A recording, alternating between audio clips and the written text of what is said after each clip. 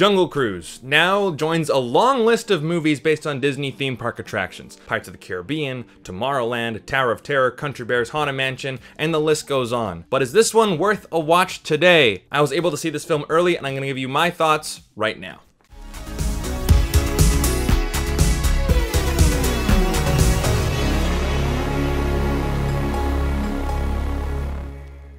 Hey everybody, my name is Brandon, aka the BrandoCritic. Thank you guys so much for being here. But if it's your first time here and you like reviews, reactions, and hangout live streams all about movies, then this is the place for you. Hit that like and subscribe button. And go check out my partners at Movie Scene Canada. Their link is in the video description box below. But today, I'm gonna give you my honest, no BS review for the Jungle Cruise and tell you if it's worth a watch today. So, Jungle Cruise. Is it worth a watch today? Well, if this is your first adventure, then I'd say yes. If you haven't seen Indiana Jones, The Mummy, Road to El Dorado, Jumanji, or Pirates of the Caribbean, then yes, you'll probably enjoy this movie quite a bit. But if you have seen any of those movies and you grew up watching those movies, then unfortunately, I think that Jungle Cruise doesn't really have anything new to offer. It's not that unique, it's not that fresh, and honestly, it hurts to say this, but it feels pretty tired. It's not a terrible movie by any means, or not even a bad movie. It's just okay.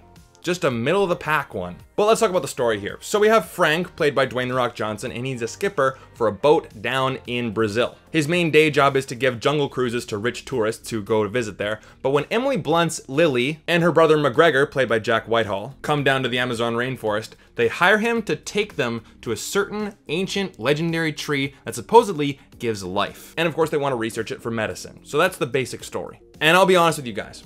The first half of this movie, I was completely on board for. Terrible pun, I know, but you know what?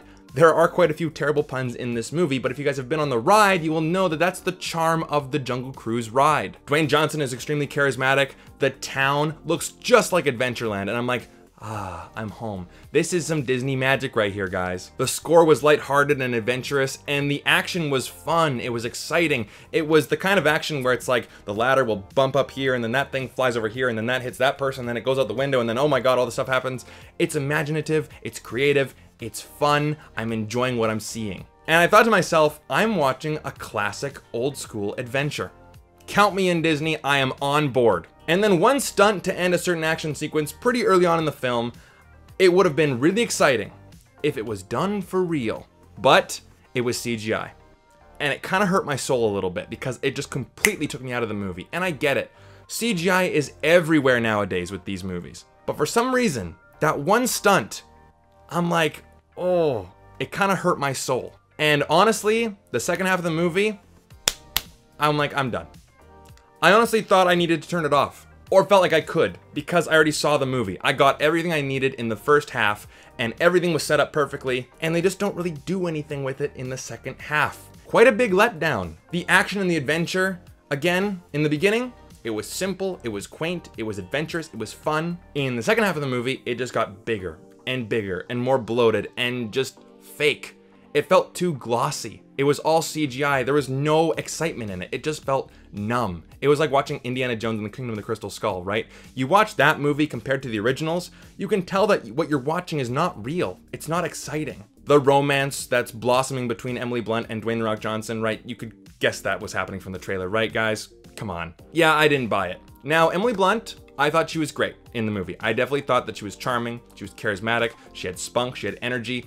However, we've seen this character before. Victorian era England, you have a woman who's wearing pants. Oh my god, she's wearing pants. Why isn't she wearing a corset or a dress? Right? Like, we've seen this character before. Now, her brother McGregor, I thought was actually pretty funny. You know, I chuckled quite a few times at him. I enjoyed his character, but he is basically the Jonathan character from The Mummy. He's basically the same. And lastly, the villains. Extremely weak. Not threatening whatsoever. Backstory completely muddled. I don't feel any fear towards these guys.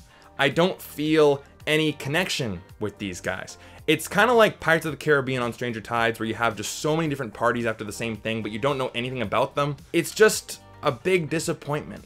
Now, like I said in the beginning, this is not a terrible movie. This is not a bad movie. But honestly, this movie coasts by from the charm and charisma of the main cast. That's it. And while yes, this movie is watchable because of that, there's no real substance to it. There's no Disney magic. This movie feels tired. This movie feels, I don't want to say bland, but I've seen this movie before, done better, more exciting, less numbing.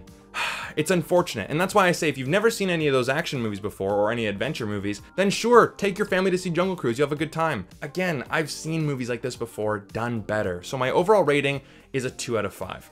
Again, guys, there were parts in this movie that I liked, characters in this movie that I liked, action scenes that I liked, humor that I liked, but overall, it just lacks substance. And that was my biggest disappointment with it. But if you guys like Jungle Cruise, please tell me down in the comment section down below. And also, what is your favorite movie based on a Disney ride? Funny enough, Pirates of the Caribbean, Curse of the Black Pearl is my #1 favorite movie of all time. So I'd love to hear your thoughts down in the comment section down below. And of course, if you like these kind of videos, make sure you hit like and subscribe. I really do appreciate all the support, and I will see you guys in the next one. Take care.